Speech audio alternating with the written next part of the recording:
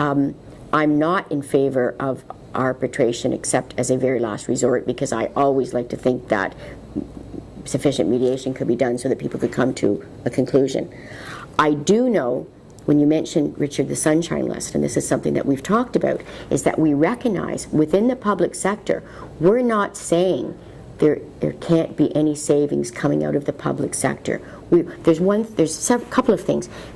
And again, I work in that sector. I know that taxpayers' dollars I'm being paid, I'm blessed to have a job that is as honorable as it is, and that I get to work with families and children and try to help them and shape their lives. I also recognize I shouldn't waste my time, I shouldn't waste other people's times. I need to streamline my work, I need to streamline the number of meetings that it takes to do my job, that sort of thing.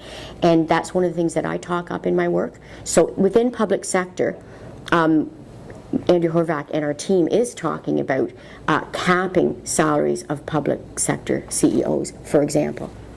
So, because we don't want to see taxpayers paying for that. I mean, and we have people across the board, and our most vulnerable people can barely make ends meet. We have people working 2-3 jobs, they can't make ends meet. I think can always be improved upon. Currently, we really depend on our police and fire services in order to be able to provide our citizens with a safe community to live in. In terms of arbitration, there are certainly a lot of discussions ongoing to be able to make it a smooth process. And it's always a balance of the public calling for more services, but where to best put that money.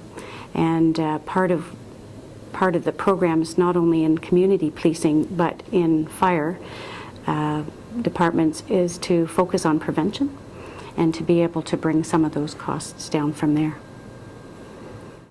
Honestly, I haven't looked into this one as much. I think it's an interesting thing. I would actually recommend speaking to the Kitchener-Conestoga candidate. I know it's outside of the riding, but he is a police officer. I'm sure he had a lot of great things to say about it, and I'd want to talk to him about it now.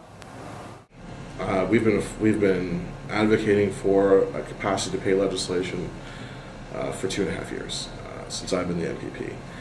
It is essential. So if we're going to help municipalities minimize the effect of property tax increases, we have to seriously consider arbitration reform. We tabled the Capacity to Pay Act in the legislature. We debated arbitration reform. We worked with the Association of Municipalities of Ontario to craft the legislation. We had a previous version of the legislation that they had some questions and concerns about, so we sat down in the second revision to work with them for a capacity to pay legislation that fit their perspective. Unfortunately, the Liberals and the NDP voted against that legislation. We feel that would have helped reduce the pressures that municipalities are facing to consistently raise our property taxes. So that is a concern, and I think there's only one party that's committed to addressing that concern and making property taxes and those increases much smaller than they otherwise would be with the other two parties in charge. I've come up with it. I'm not saying it's uniquely my idea, but I've been thinking lately we have one major problem in this world.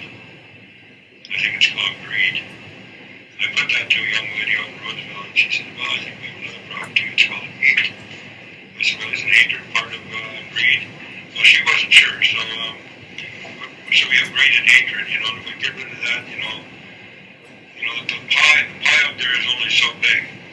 The pie has to be shared equitably. And, there are some groups out there, they're not happy with even more than a share of the pie. They want some cake too, and then they want some ice. They want to ice the cake yet too. That's things like what do we call it? An extra pay, retention pay. That's sort of the icing on the cake after they get the pie.